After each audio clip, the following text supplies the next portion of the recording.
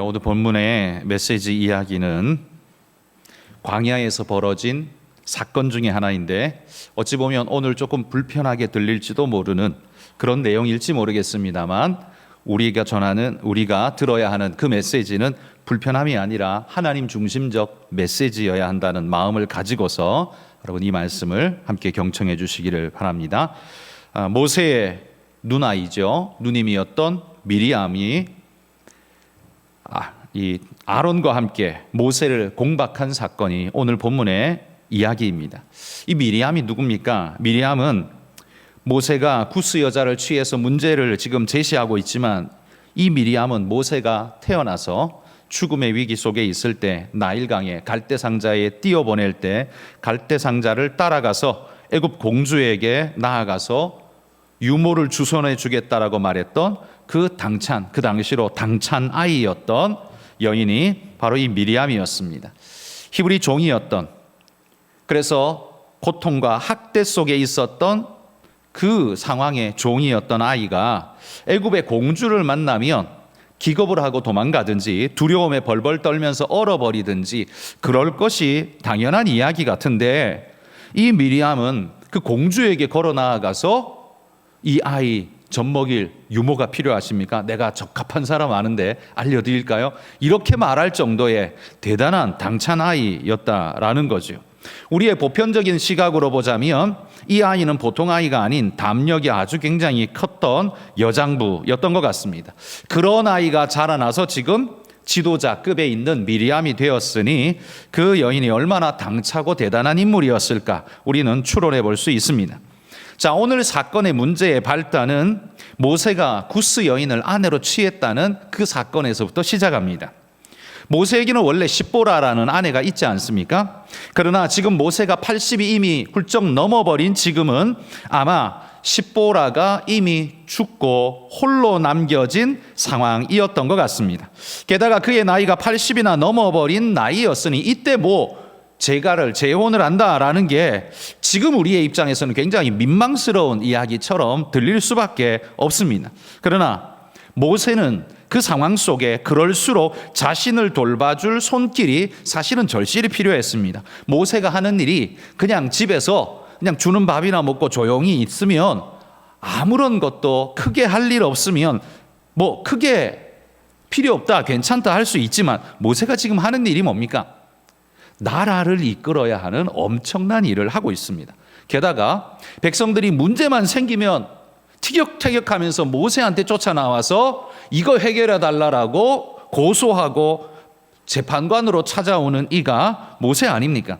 그러니 여러분, 이게 얼마나 에너지 소모가 많고 스트레스가 많았을까요? 그러니 그 노인이었던 모세에게는요, 돌봐줄 사람이 절실히 필요한 겁니다. 식사 그것뿐만이겠습니까? 빨래 그것뿐만이겠습니까? 따뜻한 말로 위로해주고 그냥 업무에 찌든 그 마음을 녹여줄 수 있는, 그냥 편안한 말로 대화하면서 그 무거운 짐을 덜어줄 수 있는 그런 가족이 그에게는 아마 절실히 필요했을 겁니다.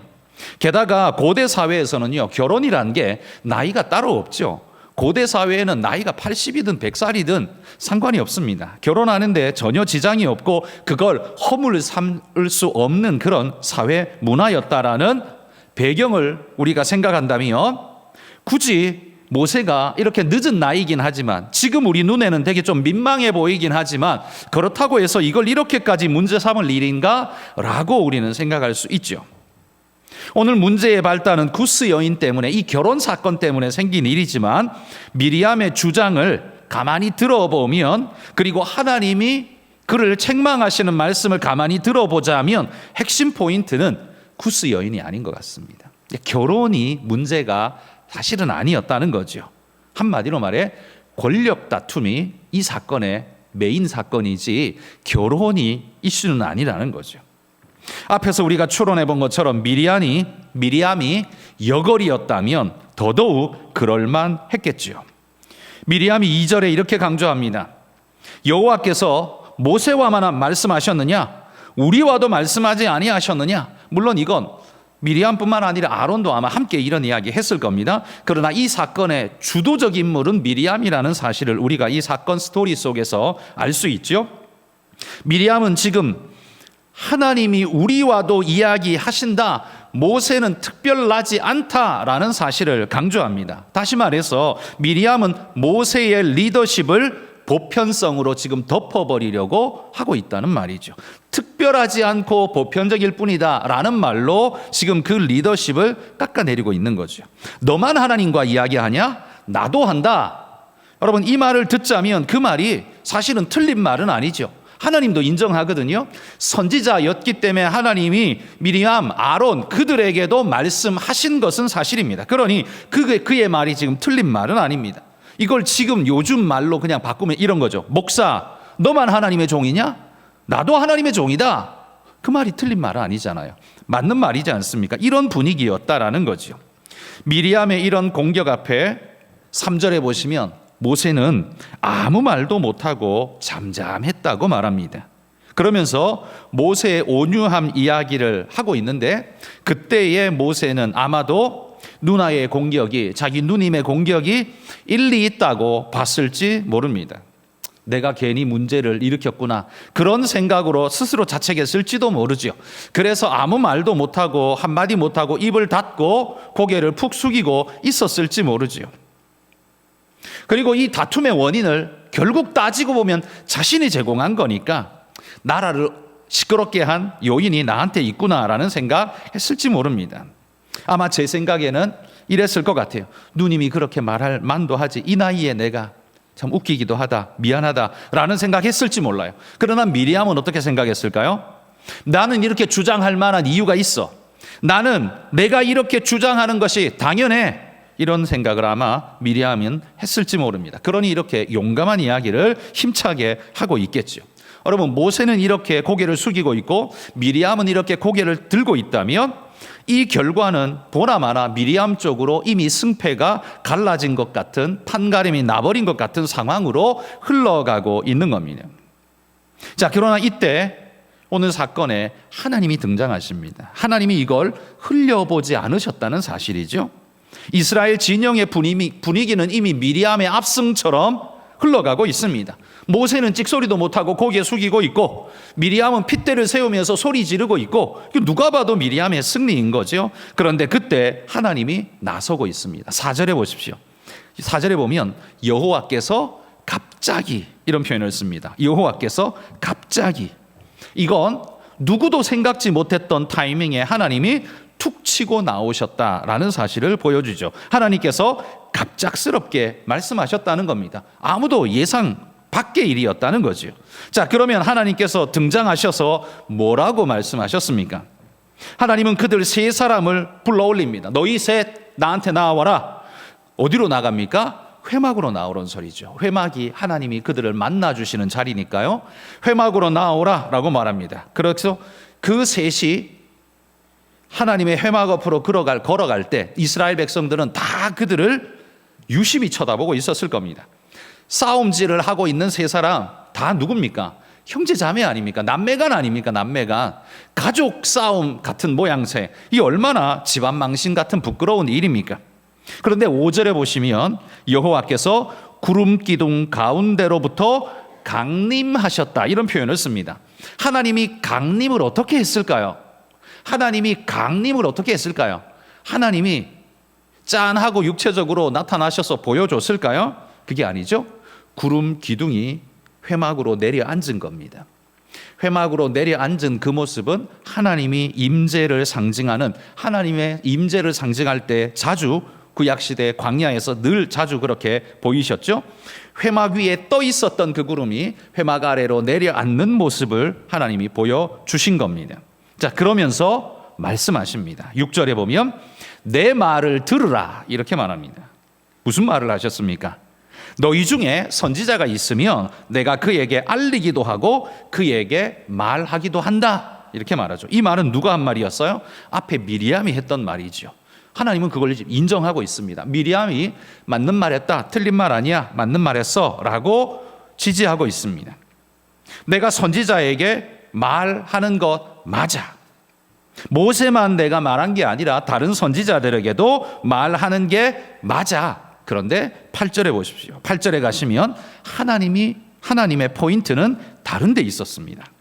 선지자에게 내가 다 말을 하는 건 맞지만 모세와 나누는 것은 하나님은 그걸 대화라고 표현하고 있습니다. 질적으로 다르죠. 선지자에게는 하나님이 알려주시고 명령하시지만 모세에게는 어떻게 해요? 대화하고 나누신다고 말씀합니다. 친구와 대화하듯, 성경에 그렇게 말하잖아요. 친구와 대화하듯 나눈 사람은 오직 인류 역사상 모세밖에 없었습니다. 그렇게 하나님은 모세를 특별하게 그를 대했다는 거지요. 선지자에게는 메시지만 전달되지만 친구인 모세에게는 하나님의 마음이 전달된다는 사실을 강조하는 겁니다. 이건 질적으로 너무나 차이가 나는 걸 하나님께서 말씀하고 계신 거죠. 미리암에게도 내가 너한테 말하는 거 네 말 맞아. 그런데 미리암아, 잘 들어봐. 내가 모세와 나누는 건 내가 너한테 말하는 정도하고는 차원이 달라라고 말하는 거예요. 모세와 나눌 때는 마음을 전하고 뜻을 묻고 이야기를 나누며 말씀을 하신다는 거예요. 깊이가 다르고 무게감이 다른 모습으로 함께 합니다. 그래서 여러분, 모세와 미리암의 차이가 뭡니까? 미리암은 메시지를 듣기만 하지만, 하나님 앞에서 전달받는 그 내용을 듣기만 하지만, 그러나 하나님 앞에 대화하고 말씀을 나누고 깊이 있게 그 마음을 나눌 존재는 모세밖에 없었다는 겁니다. 모세에게는 단순 명령만 전하는 게 아니라 친밀한 대화를 나누고 마음을 전한다는 거죠. 한마디로 말해 상부 지시를 하달받는 그런 하급 장교가 있다면 모세는 어떤 거예요? 하나님의 전략회의에, 원탁회의에 앉아서 하나님과 함께 전략회의를 나누는 그런 존재다라고 말하는 거예요. 여러분, 전략회의를 나누는, 그 왕과 함께 전략회의를 나눌 수 있는 사람은 도대체 누굽니까? 그러면 명령을 하달받는 그 직위를 가지고 있는 그 군사는 누굽니까? 직급이요, 차이가 완전히 날 수밖에 없죠. 그 전략회의를 함께 나눈 사람은 그 충분한 배경을 이해하고 그 뜻이 뭔지 알고 어떻게 하다가 이 이야기가 나오게 되었는지를 충분히 숙지하고 알지만, 전달받는 사람은 어때요? 전후 사정 없이 이것만 해, 이걸로만 전달받는 겁니다. 그러니까 더 이상 알지 못하죠. 차이가 극명할 수밖에 없다는 겁니다. 한마디로 말해 하나님은 지금 모세는 다르다는 걸 강조합니다. 그리고 미리암의 이런 태도가 잘못되었음을 분명하게 말씀해 줍니다. 그러면서 그에게 징벌을 하시죠. 나병이 발병하는데요, 이게 얼마나 급속도로 발병하는지, 나병에 걸려서 성경에 보면 눈과 같이 희더라 이렇게 말하고 있습니다. 그러니까 나병이 슬슬 발병한 게 아니라, 그래서 뭐 일주일, 한 달, 1년 지나고 난 다음에 그렇게 생긴 게 아니라 순식간에 그냥 흰 눈이 내린 것처럼 그렇게 휘어져 버렸다는 거죠. 하나님의 심판이 급속도로 그에게 내려앉은 겁니다. 이 나병의 흰 증상은 죽음의 증상이라고 그들은 받을 수밖에 없죠. 그리고 그건 하나님의 심판을 의미합니다. 왜 많은 심판 중에요, 꼭 나병을 하나님이 내렸을까요? 왜 나병을 하셨을까요? 모르지만 우리가 추론해 보건대 아마도 이 나병, 하얗게 내려앉은 그의 몸의 모습은, 나병은 가장 심각한 질병이요, 하나님이 내리는 천형이라고 그들은 그 당시에는 믿었기 때문에요, 나병이 걸렸다는 건 하나님의 분명한 심판이다 라는 거예요. 뭐 사람이 어쩌다가 죽으면 심장마비로도 죽을 수 있지만 그것도 하나님의 심판이라고 말하겠지만, 그러나 나병은 사람이 걸리게끔 만들 수 없죠. 그것도 이렇게 급속도로 할 수 있는 게 불가능하죠. 그러니 이건 명백한 하나님의 심판이라고 누가 봐도 알 수 있도록 하나님이 심판을 내린 겁니다. 그 나병 걸린 모습을 누가 봤어요? 이스라엘 백성 모두가 봤습니다. 그러니 그가 한 일이 하나님 앞에서 심판받을, 책망받을 일이 되었다는, 잘못이라는 걸 하나님이 명백하게 보여주신 겁니다. 그러자 미리암은 어땠을까요? 그 목소리를 높여 핏대 세우던 이 미리암은 아마 극도의 공포에 빠져서 죽음의 두려움 속에서 부르짖었을 겁니다. 하나님 살려주십시오라고 아마 그 자리에 주저앉아 엉엉 울면서 아마 부르짖었을 것 같아요. 여러분, 하나님의 이 개입으로 말미암아 이스라엘 진영 내에 일어난 분란의 씨앗은, 이 불길은 다 꺼지고 말았습니다. 그리고 이후로 감히 누구도 모세에게 대드는 사람이 없었습니다. 이 끔찍한 일을 보고 난 다음에 누가 감히 그런 도전을 할 수 있겠습니까? 여러분, 오늘 말씀으로 다시 처음으로 돌아가서 미리암은 왜 모세에게 꼭 이렇게까지 했었어야 할까요? 혹시 그게 좀 민망스러워 보인다면 동생이니까 불러서 야, 왜 이렇게, 이거 좀 민망하지 않냐? 이거 좀 그렇지 않냐? 라고 말해도 되지 않을까요? 구스 여인의 문제로 시작된 싸움이었지만 사실 미리암의 마음은 모세가 결혼하고 말고에 있는 게 아니었습니다. 그의 핵심 주장은 구스 여인이 한 번도 등장하지 않습니다. 싸움을 시작할 때만 구스 여인이 등장할 뿐 그 다음에 언급도 안 됩니다. 하나님도 말씀 안 합니다. 그런데 미리암이 계속 강조하고 있는 말은 뭡니까? 모세의 차별성을 깨뜨리는 데에만 집중하고 있는 미리암을 봅니다. 그러면 미리암의 핵심은 어디에 있었다는 거예요? 모세의 리더십을 깨뜨림으로써 자신의 리더십을 세우고 싶은 것이 그게 미리암의 마음이었다, 핵심이었다는 거죠. 그게 초점이었다는 겁니다. 미리암은 이스라엘 진영 내에 있는 자신의 영향력을 참으로 파괴적으로 지금 사용하고 있습니다. 모세의 누나로서, 이스라엘의 선지자로서 미리암은 분명히 영향력이 있었습니다. 대제사장 아론조차도 이 미리암보다 오히려 뒷전에 밀려나 있는 이 상황을 보자면 미리암이 얼마나 파워풀하고 주도적인 존재인가를 보게 합니다. 그러나 그녀의 영향력은, 이 미리암의 영향력은 생명의 영향력이 아니라 죽음의 영향력이었습니다. 심판과 죽음, 나병을 불러오는 죽음의 영향력이었습니다. 생명이 뻗어나가는 게 아니라 사망이 뻗어나가는 그런 리더십이었다는 말이죠. 그건 여러분, 이런 모습은 마귀의 전형적인 어떤 그런 모습과 많이 닮아 있지 않습니까? 마귀야말로 그 강력한 힘과 영향력을 어디다 사용합니까? 살리는 데 사용하지 않습니다. 철저히 죽이는 데에만 사용합니다. 그가 지나간 곳은 죽음의 그림자가 넓게 드리워지고 피어났던 꽃도 죽고 생명은 끊어지고 고통과 절망의 소리가 높아지는 바로 그런 곳이 되어질 뿐입니다. 여러분, 오늘 우리가 이 말씀을 들으면서 우리 모두가 이런 마음을 가져봐야 할 것입니다. 우리의 리더십은 어떻게 역사되고 있는가? 가정 안에서 부모라는 이름으로 가지고 있는 나의 리더십은 우리 자녀들에게 거의 행패처럼 혹시 부려지고 있지는 않은가?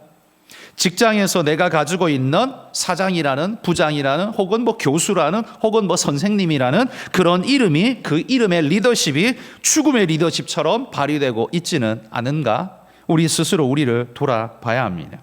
우리 입에는 늘, 그렇게 행하는 사람의 입에는 늘 정의를 운운합니다. 미리암도 그럴 겁니다. 그랬잖아요. 하나님이 언제 너하고 모세하고만 말했냐? 우리하고도 했다. 한마디로 말해 그의 입에는 늘 정의를 부르짖는 사람입니다. 그런데 정작 그는 지금 결과적으로 뭘 하고 있습니까? 공동체의 리더십을 허물어뜨리고 그 빈틈을 타고 자신의 리더십, 자신의 영향력을 확대시키려는 정치적 속셈이 그 안에 깔려 있음을 우리는 보게 됩니다. 미리암이 그런 마음 없었다라고 말할 수 있을까요? 저는 없을 거라고 생각합니다. 여러분, 정치는 여의도에서만 하는 게 아닙니다. 세상 모든 곳에서 정치는 있습니다. 여러분이 가정에서 애들을 다스리고 가정을 운영하는 그것도 정치입니다. 가정 정치를 하잖아요.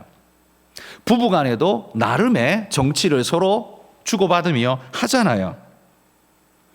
직장에서도 교회에서도 다 모든 관계 속에는 정치적인 역할이 주어지게 마련입니다. 우리 모두는 그렇게 따지면 모든 삶의 정치꾼들이라고 말할 수 있습니다. 그런데 그게 살리는 정치꾼이냐 죽이는 정치꾼이냐, 이게 중요하겠죠. 하나님은 미리암을 책망하고 계십니다. 네가 내세우는 말은 틀리지 않을지 모르나 네가 만들어내는 영향력은 파괴적이고 죽음의 것이다 라고 하나님은 그를 책망하고 계시다는 겁니다. 여러분, 미리암은 왜 그랬을까요? 사건을 통해 발견되는 미리암의 허물은 무엇인 것 같습니까? 미리암이 뭘 잘못한 거예요? 저는 미리암의 잘못을 두 가지로 이렇게 생각해 볼 수 있을 것 같습니다. 왜 이렇게 됐을까? 첫 번째는요, 그는 리더인 모세를 영원히 자기 동생으로 생각한 그 생각의 허물이 이런 결과를 만들지 않았나라는 생각을 해봅니다. 왜요? 미리암은 모세가 갈대 상자에 떠내려갈 때 그를 뒤따르면서 애굽 공주의 손에 다다를 때까지 지켜봐준 고마운 생명의 은인 같은 그런 누님입니다. 그리고 유모가 필요하지 않냐며 자기 어머니를 연결시켜서 지극정성으로 그 유아기를 이겨낼 수 있도록, 벗어날 수 있도록 도와준 치밀한 인도자였습니다. 어린 나이이지만 미리암은 여장부였고 대단히 치밀한 존재였습니다. 그러니 그런 생명의 은인 같은 누님이었으니 모세는 미리암에게 항상 동생으로 보일 수밖에 없었을지 모릅니다. 그러나 여러분, 지금 모세가 누굽니까? 물론 나이도 80이 넘었기 때문에 절대 그렇게 생각해서는 안 되지만 지금 모세가 누굽니까? 집안에서는 미리암이 누나일지 몰라도 이스라엘 안에서는 전혀 다르죠. 모세는 나라의 지도자이고 미리암은 따라야 하는 백성 중에 하나였습니다. 여러분, 출생 서열은 물리적 법칙이지만 하나님이 쓰시는 사역의 서열은 물리적 시간 서열이 아니지 않습니까? 우린 그걸 인정하잖아요. 저도 그런 인정을 받기 때문에 저희 아버지 뻘 되시는 아버지 어머니 뻘 되시는 우리 장로님, 권사님, 집사님들이 목사라는 이유 하나만으로 제게 깍듯이 대하는 그 예를 제가 받고 있습니다. 왜 그분들은 그렇게 하실까요? 남들이 보면 되게 이상해 보일 것 같은 그 일을 왜 하고 있을까요? 그건 그분들이 교회의 권위는 하나님이 정하신다라는 걸 인정하기 때문에 그럴 수 있는 것 아닐까요? 그건 출생 서열이 아니라 하나님이 쓰시는 사역 서열에 따라서 하나님이 그렇게 쓰시니까 우리는 존중해야 한다라는 마음으로 그렇게 하시는 것 아닐까요? 무엇이 더 잘나서가 아니고 무엇이 대단해서가 아니라 하나님이 그렇게 쓰신다면 우리는 그렇게 존중해야 한다는 생각이 있기 때문에 그럴 것입니다. 여러분, 목사는 하나님이 주신 목회적 권위를 가지고 모든 일을 처리해야 하지만 관계에 있어서는 서로 예의를 다하고 지켜갈 것을 지키며 열심히 유념해야겠죠. 우리 모두가 그걸 애써 노력해야 합니다. 우리는 미비한 점이 언제나 많이 등장하는 걸 우리가 늘 양심의 찔림을 가지고 느끼면서 보지만 어쨌든 그걸 위해 애쓰고 노력해 가야 하는 우리인 것은 분명합니다. 그러나 여러분, 목회 리더십이 제대로 서지 못한다면 어떤 일이 벌어질까요? 제가 저보다 나이가 미친 분도 있고 위인 분도 있고, 여기는 위인 분이 훨씬 더 많으니까요. 밑에 있는 분이 몇이 없으니까 훨씬 더 많으시니까. 목회 리더십이 서는 건 어떤 겁니까? 만약에 제가 이 사람이 이렇게 말하면 이리 휘둘리고 저 사람이 저렇게 말하면 저리 휘둘린다면 교회가 제 길을 갈 수 있을까요? 교회에는 수백 명의 사람들이 말을 하는데 이 사람이 이렇게 한번 말하면 그래, 알겠습니다. 그쪽으로 갔다가 왜 그리 가십니까? 저쪽으로 가야지. 누군가가 지나가다가 또 그렇게 말하면 그런가요? 하고 저쪽으로 또 간다면 그럼 어떤 일이 벌어질까요? 여러분, 지도자가 그 모양이라면 어떤 일이 벌어질까요? 목사에게는 도덕적 예를 다하는 것도 매우 중요한 일이지만 목회적 질서와 하나님 명령을 수행해야 하는 바른 길을 이끌어야 한다라는 그 책임 맡은 자의 자세, 책임은 그거보다 훨씬 더 중요하게 우리에게 작용되어진다는 걸 이해해야 합니다. 그러니 미리암이 그걸 이해하고 순종했어야 하는데 그러지 않은 거지요. 여전히 모세는 내 동생이야, 이걸 뿐이었던 겁니다. 내 동생이야.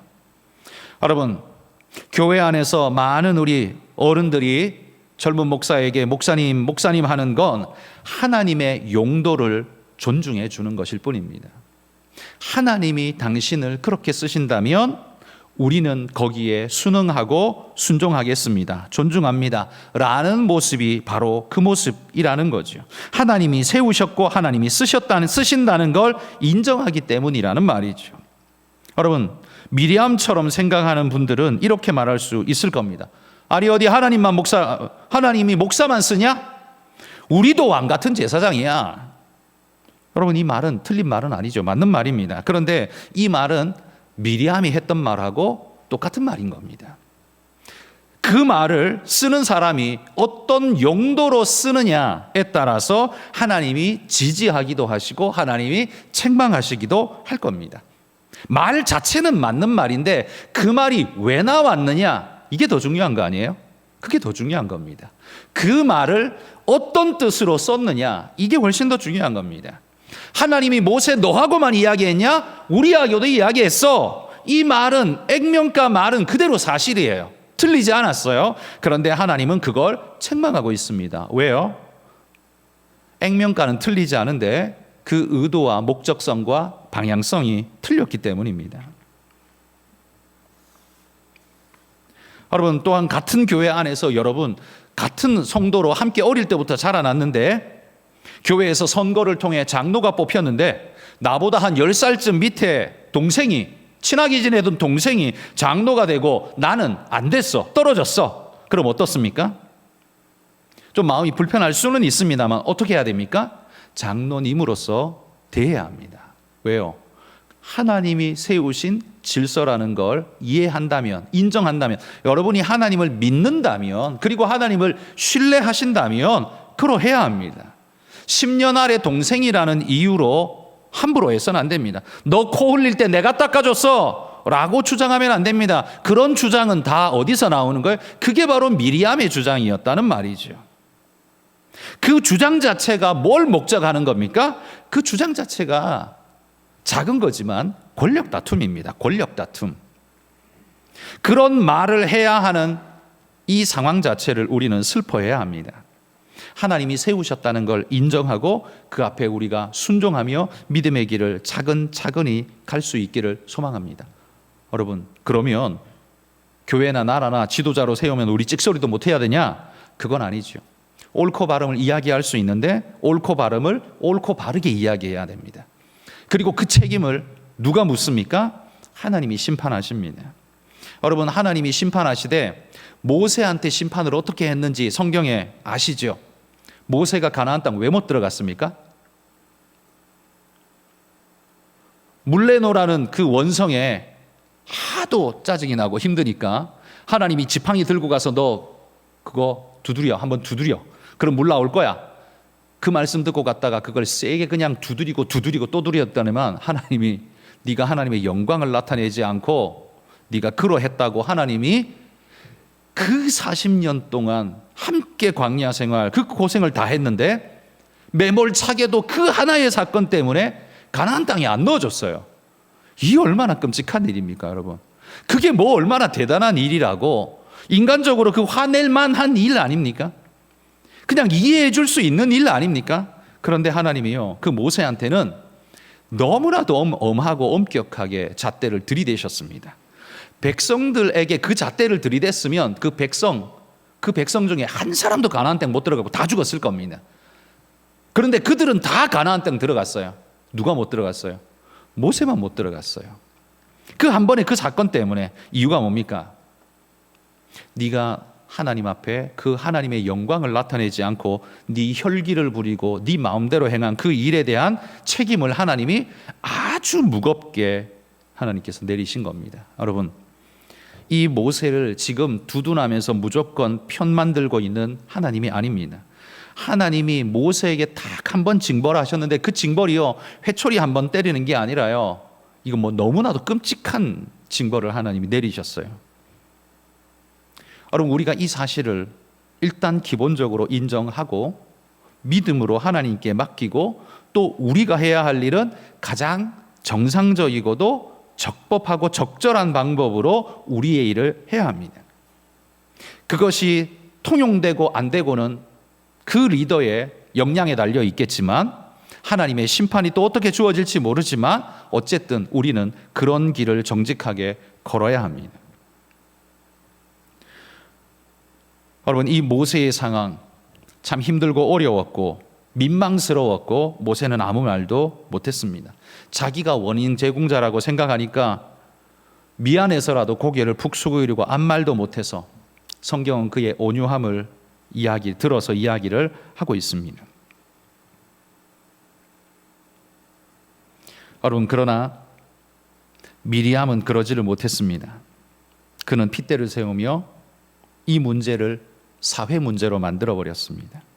개인적으로 처리할 수 있는 문제였는데 사회 문제로 만들었습니다. 이유가 뭘까요? 그의 이야기 속에 그는 동생 취급하면서 모세의 리더십을 깎아내리고 자신의 리더십을 그 위에 세우고자 하는 악한 의도가 그 안에 있지 않았나라는 의심받기에 충분하다라는 거죠. 그러므로 여러분, 이 미리암은 생각을 바꿨어야 했습니다. 미리암은 모세가 동생이기는 하지만 더 이상 동생이 아니죠. 백성의 지도자였습니다. 이스라엘의 최고 지도자였습니다. 여러분, 사극에 보시면 딸이 중전에 봉해지면 아버지는 딸한테 반말을 쓰지 않습니다. 왜요? 국모이기 때문입니다. 이제 내 딸을 벗어나서 국모가 되었기 때문입니다. 국모라면 그 나라의 신하인 아버지조차도 그의 자식처럼 되어질 수밖에 없는 상황인 거죠. 물론 서로 간에 예를 갖추지만 아버지도 딸이라고 함부로 하지 않습니다. 중전이면 깍듯한 예를 다합니다. 이게 옳은 일이었는데 미리암은 그러지 않았다는 거죠. 못했다는 거죠. 왜? 동생이라는 생각에 너무 집착한 것이 아닌가. 이걸 버렸어야 하는데 결국 그것이 화를 불러왔다는 사실, 이게 미리암이 실수할 수밖에 없었던 첫 번째 이유라는 거죠. 두 번째 이유는 비슷합니다만, 앞에서도 제가 이야기했습니다만, 하나님의 주권, 하나님의 사용권을 생각하지 못하고 함부로 한 그의 태도가 두 번째 잘못입니다. 이전에 말한 것처럼 하나님은 내게도 말씀하신다. 여러분, 이 주장 왜 합니까? 나 무시하지 말라는 거죠. 하나님이 나를 사용하신다. 하나님의 사용권 인정하라는 소리죠. 그런데 정작 그 미리암은 하나님의 모세 사용권을 지금 인정하고 있지 않는 겁니다. 하나님이 특별하게 쓰고 계신 특별 사용권을 미리암은 인정하지 않는 거예요. 그래 놓고 자신도 하나님 말씀 듣는다. 그런 하나님 사용권을 지금 오히려 강조하고 있죠. 이 앞뒤가 안 맞는 말을 지금 하고 있는 겁니다. 여러분, 우리가 민주주의에서도 모두가 평등하다 그러지만 여러분, 대통령에 대한 존중, 법관에 대한 존중 아직도 우리에겐 살아 있습니다. 그리고 살아 있어야 합니다. 그렇다면 우리도 여러분, 하나님 중심으로 생각하며 그 생각이 내 중심이 되어져야 하지 않겠습니까? 우리 안에는 늘 자기중심적 편향성이 너무나 강하게 작용하고 있어서 늘 자기중심적으로 생각합니다. 미리암도 그랬다는 거죠. 어디 하나님이 너하고만 하냐? 나하고도 말씀하신다. 우리하고도 하신다. 라는 말, 결국 하나님의 사용권을 자기중심적으로 이야기하고 마는 우를 범하게 되는 거죠.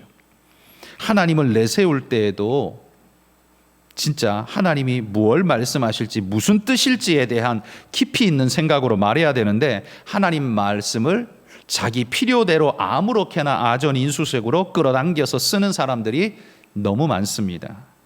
그 말이 얼마나 위험하고 무서운 말인지 자각하지도 못하고 내뱉는 이들이 굉장히 많습니다. 여러분, 우리 성도님들, 우리 서로가 함께 이 부분에 있어서 두려운 마음을 가져야 합니다. 하나님이 내게도 나병을, 여러분, 이런 하나님이 뭐 그렇게 하시지는 않겠지만 그런 두려움을 가지고 하나님 앞에서 겸허함으로 설 수 있어야 합니다. 여러분, 오늘 이 시대 우리 사회의 무서운 질병이 바로 이것 아닙니까? 지금 너무나도 심각한 질병입니다. 자기 중심적 편향성. 이것이, 이 병에 걸린 사람은 반드시 내로남불하게 되어 있습니다. 그런데 이 병에 걸린 사람은 자신이 내로남불한다고 절대로 생각지 않습니다. 자신은 정의롭다고 생각합니다. 그러니까 내로남불이 되는 겁니다.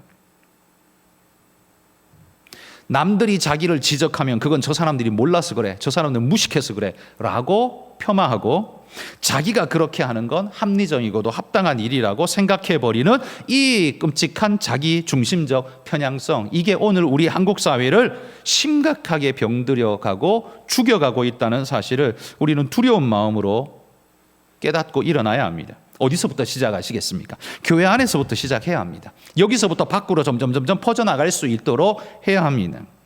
여러분, 그리스도 안에서 할례받지 못한 생각이 교회를 침탈해 들어오도록 내버려 두는 것, 맨날 밖의 이야기를 안으로 끌고 들어와서 밖의 근거를 안의 근거로 자꾸 사용하려고 덤벼드는 사람들, 스스로가 얼마나 무서운 일을 하는지 아셔야 합니다. 안의 것을 밖으로 전파해야 될 책임이 있는 사람이 여러분입니다. 복음을 전파하고 생명을 전파하고 옳고 바른 기준을 전파하고 진리를 전파하고, 여러분, 그게 우리의 일입니다. 그런데 세상의 기준을 가지고 교회를 잣대지으려고 하고, 세상엔 그렇게 안 해. 근데 교회는 왜 그렇게 해? 세상엔 이거 이렇게 해. 그러니까 너도 이렇게 해. 라는 식으로 교회를 사회로 바꾸려는 사람들, 자기가 뭘 하는지도 모르는 사람들, 무서운 일입니다. 여러분, 할례받지 못한 생각이 늘 교회를 어렵게 합니다.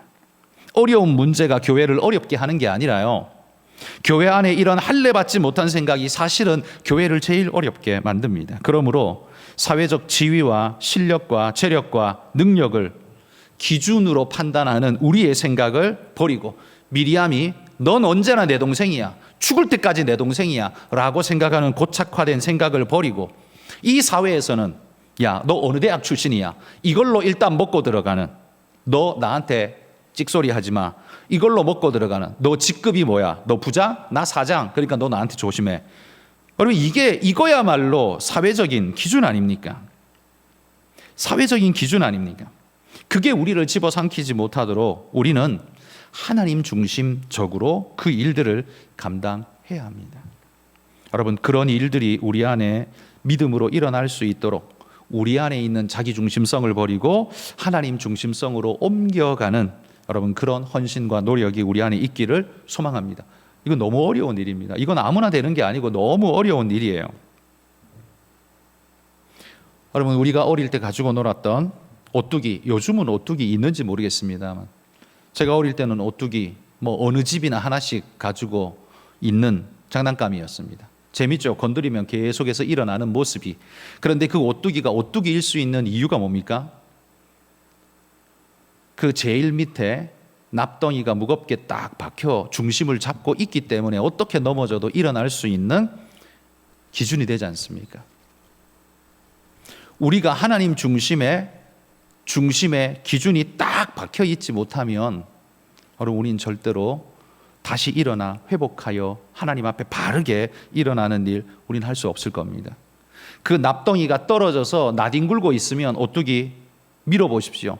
넘어진 상태로 그냥 넘어져 있을 겁니다. 다시 안 일어날 겁니다. 그러나 중심에 바로 제자리에 딱 붙어 있으면 반드시 일어납니다. 어떻게 넘어뜨려도 다시 일어납니다. 우리가 하나님 중심에 바르게만 붙잡혀 있으면 우리는 세상이 어떻게 넘어뜨려도 다시 일어날 겁니다. 바르게 일어날 겁니다. 세상이 우리에게 뭐라고 말해도 우리는 하나님 중심으로 다시 일어날 수 있을 겁니다. 바로 이런 하나님 중심성, 그리고 하나님만 바라보는 우리의 시선, 여러분, 이게 고정되어질 수만 있다면 세상의 어떤 어려움과 공격이 우리에게 다가와도 힘들기는 하겠지만, 어렵기는 하겠지만, 그러나 우리는 무너지지 않을 수 있는 믿음의 일꾼들이 되리라 믿습니다. 여러분, 우리 모두가 그런 참된 승리자, 일꾼들이 되시기를 축복합니다.